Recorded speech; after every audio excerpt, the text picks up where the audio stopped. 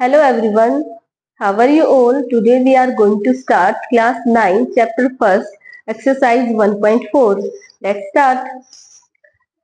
First question is classify the following number as rational और irrational. देखो सबसे पहले जो हमने जो अभी तक इंट्रोडक्शन किया है वो 1.3 तक तो काफी था, बट यहाँ पर जब हमें बताना है कि टू नंबर्स गिवन है, इन टू में से हमें फाइंड आउट करना है कि ये नंबर रैशनल होंगे कि इरेशनल होंगे। तो इसके लिए ना पहले हमें दो तीन बातें आनी चाहिए। जब भी हम एक रैशनल और एक इरेशनल नंबर को ऐड करते हैं, सब्ट्रैक्ट करते हैं, मल्टीप्लाई करते हैं या डिवाइड करते हैं तो हमेशा ही इरेशनल नंबर आता है। जैसे कि मैं बात करूं इस वाले नंबर की, इस वाले नंबर की बात कर लेते हैं। यहाँ पर two is a rational number and √5 is a irrational number. जब हम रैशनल और इरेशनल की यहाँ पर किसका साइन है, सब्ट्रैक्ट का, सब्ट्रैक्ट करेंगे तो जो नंबर आएगा हमारे पास वो कैसा नंबर होगा, वो एक इरेशनल नंबर होगा। आपको याद रखना है, सपोज करो कि मैं आर जो है वो रैशनल नंबर ले लूं और एस जो है वो इरेशनल नंबर ले लूं, तो जब भी हम आर और एस को प्लस करेंगे या फिर माइनस करेंगे या फिर हम इनको डिवाइड करेंगे या फिर हम इनको मल्टीप्लाई करेंगे, हमेशा ही हमारे पास एक इरेशनल नंबर आएगा। बट उसके लिए भी ना एक कंडीशन है कि जो आर है वो कभी भी जीरो नहीं होना चाहिए। R is not equal to zero. ऐसा क्यों? क्योंकि अगर हम डिवाइड करें जीरो को वन से तो क्या आएगा, ये जीरो आंसर आएगा, जीरो आंसर आएगा। तो zero is a rational number, ठीक है। तो यहाँ पर ये कंडीशन सेटिस्फाई नहीं कर पाएगी। अगर हम एक जीरो को मल्टीप्लाई कर दे किसी भी रैशनल नंबर से तब भी क्या आएगा, जीरो। तब भी जीरो क्या है, zero is a rational number, तो कंडीशन सेटिस्फाई नहीं कर पाएगी। तो हमें ध्यान रखना है कि जो आर है वो कभी भी जीरो ना हो। अब स्टार्ट करते हैं क्वेश्चन नंबर फर्स्ट। यहाँ पर देखो फर्स्ट पार्ट है इसका 2 माइनस √5। अब यहाँ पर ये रैशनल नंबर है और √5 इज ए इरेशनल नंबर। और अभी अभी मैंने बताया कि एक रैशनल नंबर और इरेशनल नंबर को जब हम सब्ट्रैक्ट करते हैं तो नंबर कैसा आता है, इरेशनल नंबर ही आता है। तो फर्स्ट का हमारा आंसर क्या होगा, दिस नंबर इज इरेशनल। अगर सेकंड पार्ट की मैं बात करूं, 3 प्लस √23 माइनस √23, इसको पहले हम सिंप्लीफाई करेंगे। 3 प्लस √23 माइनस √23, यहाँ पर देखो ये प्लस और ये माइनस कैंसिल हो जाएगा, यहाँ पर हमारे पास क्या बचेगा, 3। तो 3 क्या है, 3 इज अ रैशनल नंबर। तो हमें यहां से क्या पता चला कि ये वाला जो पार्ट है हमारा वो एक रैशनल नंबर है, ये वाला जो पार्ट है ये हमारा एक इरेशनल नंबर है। इसी तरीके से इसका हम थर्ड पार्ट देखेंगे। थर्ड पार्ट क्या कहता है, 2√7 डिवाइड बाई 7 अभी ये √7 से √7 कट जाएगा, कैंसिल हो जाएगा, यहाँ पर हमारे पास क्या बचेगा, 2/7। अब 2/7 इज ए रैशनल नंबर, क्यों, क्योंकि p/q की फॉर्म में है और q is not equal to 0। तो यहां से क्या पता चला कि थर्ड पार्ट भी क्या है, एक रैशनल नंबर है। Last one is fourth one is 1/√2। यहाँ पर हम कौन सी प्रॉपर्टी लगाएंगे कि जब एक रैशनल और इरेशनल को डिवाइड करते हैं तो थर्ड नंबर जो आता है वो क्या आता है, वो एक इरेशनल नंबर आता है। अब ये नंबर क्या है, रैशनल, ये नंबर क्या है, इरेशनल, और हम इनको क्या कर रहे हैं, डिवाइड। तो डिवाइड करेंगे तो हमारे पास जो नंबर आएगा वो कैसा होगा, वो एक इरेशनल नंबर होगा। तो ये क्या है, ये हमारा एक इरेशनल नंबर है, ठीक है। Last part is 2π। यहाँ पर देखो 2 क्या है, 2 is a rational number and pi is a irrational number, ठीक है। और रैशनल और इरेशनल को जब हम मल्टीप्लाई करेंगे तो आंसर में एक इरेशनल नंबर ही आएगा। तो फर्स्ट लास्ट पार्ट का आंसर क्या होगा, 2π is a irrational number. Question number 2 is simplify each of the following expression. First is 3 plus under the root into 2 plus under the root 2, ठीक है। अब इसको किस तरीके से सिंप्लीफाई करेंगे, जब आप छोटी क्लासेस में थे, 7th में थे, तब आपने क्या सीखा था कि a प्लस बी और a माइनस सी, किस तरीके से इनको मल्टीप्लाई करते हैं, कैसे करते हैं? सबसे पहले ये वाला a लेंगे, इन दोनों के साथ मल्टीप्लाई, उसके बाद बी वाली टर्म को लेंगे और इन दोनों के साथ मल्टीप्लाई कर देंगे। इसी तरीके से हम वही अपनी चीजें यहाँ पर अप्लाई करते हुए इस क्वेश्चन को सोल्व करेंगे। यहाँ देखो, सबसे पहले 3, मैं 3 की मल्टीप्लाई पहले 2 के साथ करूंगी, फिर अंडर रूट 2 के साथ करूंगी। 3 2 जा 6 प्लस 3 अंडर द रूट 2, इसके साथ इसकी मल्टीप्लाई। अब अंडर रूट 3 की मल्टीप्लाई करेंगे इस पूरी टर्म के साथ, तो यहाँ पर plus 2 under the root 3 plus under the root 3 multiply 2। इस तरीके से हम ये ब्रैकेट ओपन कर लेंगे। अब देखो, यहाँ 6 है तो 6 प्लस, जब यहाँ पर हमारे पास अंडर रूट के अंदर दोनों ही वैल्यूज अलग है तो हम इनको ऐड नहीं कर सकते, एज इट इज लिखेंगे। 3 under the root 2 plus 2 under the root 3 plus under the root 6। ये हो गया हमारा फर्स्ट पार्ट। अब चलते हैं इसी के सेकंड पार्ट की तरफ। सेकंड पार्ट, यहाँ देखो, यहाँ पर इसको हम दो तरीके से कर सकते हैं, या तो जो हमने अभी जो तरीका अप्लाई किया है उस वैसे ही कर सकते हैं, या फिर हमारे पास एक फॉर्मूला होता है a plus B into A minus B is equal to A square minus B square. अगर जल्दी करना है तो हम उससे करेंगे, अदरवाइज आपको इसी तरीके से करना है तो आप इस तरीके से एक टर्म को लेकर दोनों के साथ मल्टीप्लाई करके, फिर सेकंड वाले को लेकर मल्टीप्लाई करके। हम इसको कैसे करेंगे? हम यहाँ पर फॉर्मूले का यूज करेंगे। Using second part is 3 plus under the root 3 into 3 minus under the root 3 using a square minus b square is a minus b into a plus b। अब ये वाला हमें इस फॉर्म में दे रखा है, इसको हमें किस फॉर्म में लेके आना? इस फॉर्म में लेके आना है, ठीक है। तो यहाँ पर ये a है, ये b है, इसी का यूज करेंगे। a square minus b square, इस वाले स्क्वायर से ये रूट कैंसिल हो जाएगा। 3 का स्क्वायर होता है 9 माइनस 3, तो यहां हमारे पास आ गया 6, ठीक है। अब चलते हैं नेक्स्ट क्वेश्चन की ओर, इसी का पार्ट नंबर 3 करते हैं। Under root 5 plus under the root 2 whole square.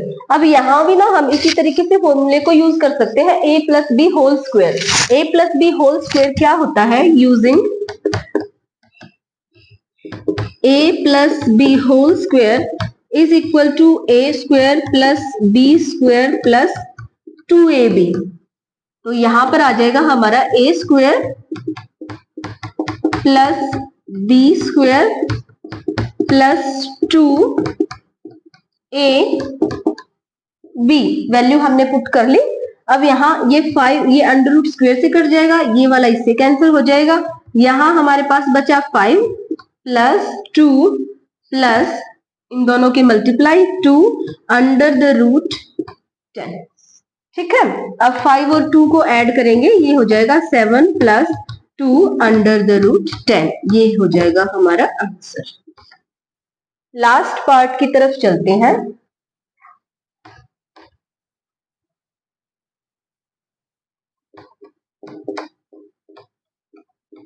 Under root 5 minus under the root 2 into 5 plus under the root 2, ठीक है। सेम यहाँ देखो, थर्ड क्वेश्चन बिल्कुल सेम है और फिफ्थ जो इसका पार्ट है ये भी बिल्कुल सेम है। तो यहाँ पर भी हम कौन सा फॉर्मूला अप्लाई करेंगे?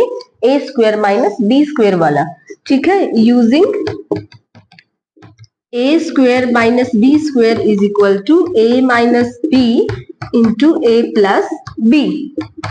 तो यहाँ पर a हमारा ये है और b ये है। Under root 5 square minus under the root 2 square, ये इससे कैंसिल, ये इससे कैंसिल, 5 माइनस 2 3, ये हो जाएगा हमारा आंसर, ठीक है। अब चलते हैं नेक्स्ट क्वेश्चन की। Third question is recall pi is defined as the ratio of the circumference of a circle to its diameter। First line में वो ऐसे कह रहा है कि जो सरकमफेरेंस है डायमीटर की उसको डिनोट किया है C से, और जो सर्कल की डायमीटर है उसको डिनोट किया है D से।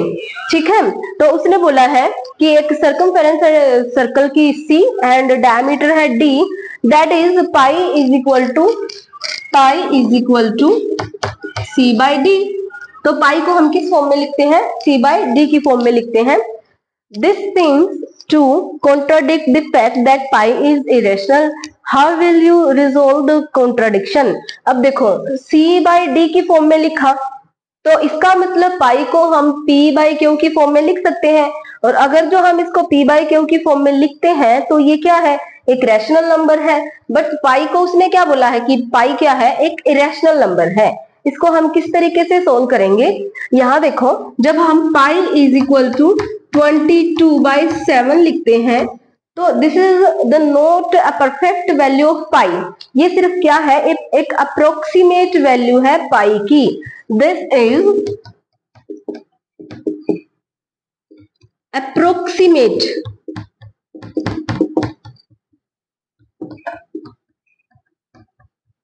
Value of pi. ये एग्जैक्ट वैल्यू नहीं है, ये सिर्फ एक अप्रोक्सीमेट वैल्यू है पाई की। इसलिए कई बार हम बोल देते हैं कि 22/पाई is a rational number, 22/7 is a rational number. But pi एक इरेशनल, जब हम एग्जैक्ट पाई लिखते हैं तो पाई को हम क्या बोलते हैं कि pi is a irrational number. क्यों? क्योंकि जब हम इसको सोल्व करेंगे इस तरीके से C बाई D लिखकर जब हम सोल्व करेंगे तो इसकी जो डेसिमल एक्सपेंशन है वो कैसी आएगी? Non terminating and non repeating. अब याद करो, जिसकी decimal expansion non terminating non repeating आती है वो नंबर कैसे होते हैं? वो नंबर इरेशनल होते हैं। So that the decimal expansion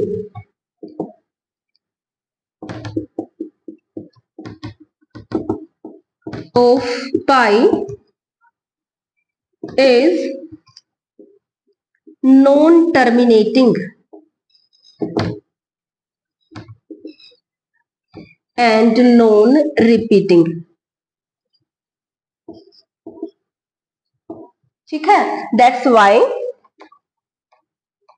this mean, इसका क्या मतलब हुआ? pi is a irrational number।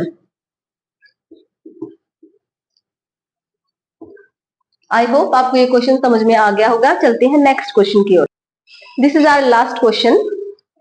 Rationalise the following the denominator of following. यहाँ पर हमें रेशनलाइज करना है।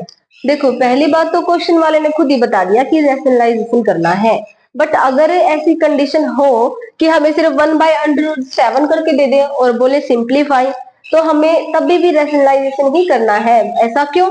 क्योंकि जब भी डिनोमिनेटर में अंडर रूट में वैल्यू आती है तो हम उसको सोल्व करने के लिए रेशनलाइज ही करते हैं। चलो चलते हैं फर्स्ट पार्ट की तरफ। First part is 1/√7। किस तरीके से सोल्व करेंगे? 1/√7, देखो जो भी हमारे डिनोमिनेटर में वैल्यूज होती है ना, उसी को हम मल्टीप्लाई एंड डिवाइड कर देते हैं इसी सेम नंबर के साथ। ठीक है, तो मल्टीप्लाई एंड डिवाइड करेंगे इसी नंबर के साथ, तो √7 डिवाइड बाय √7। ठीक है, अब 1 की मल्टीप्लाई इसके साथ और इसकी मल्टीप्लाई इसके साथ। ठीक है, तो √7 1 जा √7, और यहाँ देखो जब इन दोनों की हम मल्टीप्लाई करेंगे तो ये क्या आएगा? √7 स्क्वायर। क्यों? क्योंकि √7 दो बार है और मल्टीप्लाई करेंगे तो √7 स्क्वायर हो जाएगा। अब स्क्वायर से कैंसिल हो जाएगा रूट, और हमारे पास क्या बचा? √7 डिवाइड बाय 7। है ना, कितना इजी। अब चलते हैं नेक्स्ट पार्ट की तरफ।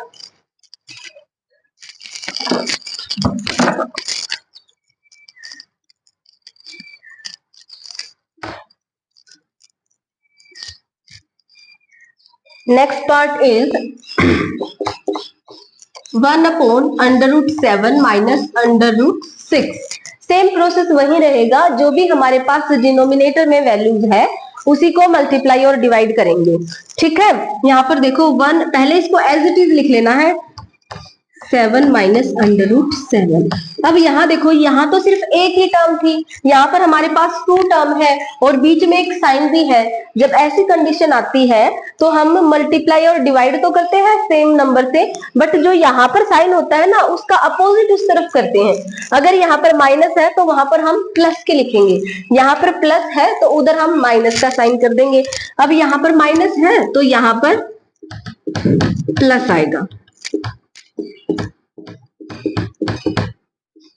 ठीक है, अब इसको इसके साथ मल्टीप्लाई करेंगे तो 1 के साथ मल्टीप्लाई करेंगे तो कोई फर्क पड़ना ही नहीं, डायरेक्ट यही वाली वैल्यू हमारे पास आ जाएगी। अब यहाँ देखो, यहाँ पर एक फॉर्मूला बन रहा है a square minus B square. कैसे? यहाँ देखो a minus b, a plus b, तो हम कौन सा फॉर्मूला यहाँ पर यूज करते हुए वैल्यू को सोल्व करेंगे? एक्चुअल में इन दोनों की मल्टीप्लाई है ये। जैसा हम क्वेश्चन नंबर से पहले 1 या 2 वाला करके आए हैं, वो सेम ऐसे ही तो था, a minus b, a plus b, तो a square minus B square. a यहाँ पर कितना है? Under the root 7 minus b under the root 6। ये कैंसिल हो जाएगा। अब हमारे पास बचा under root 7 plus under root 6, 7 minus 6, under root 7 plus under root 6 divide by 1। This is our final answer. ठीक है, चलते हैं अब थर्ड पार्ट की तरफ।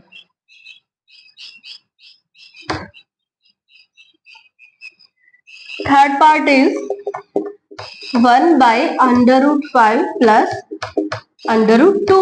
सेम प्रोसेस वही करेंगे, 1 upon under root 5 plus under root 2 into under root 5। अब यहाँ देखो प्लस का साइन है तो उस तरफ हम प्लस नहीं लगाएंगे, माइनस लगाएंगे, माइनस अंडर रूट 2। ठीक है, अब सेम ये 1 के साथ मल्टीप्लाई होएगा तो कोई इफेक्ट डलेगा ही नहीं।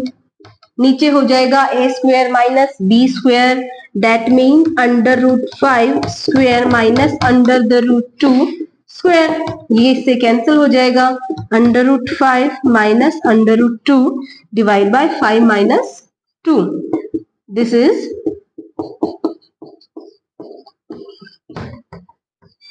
Our final answer. Now last part की तरफ चलते हैं। Last part is 1 upon under root 7 minus 2। ठीक है, तो इसको किस तरीके से सोल्व करेंगे? सेम प्रोसेस रहेगा जैसा हमने लास्ट के 3 पार्ट्स में किया है।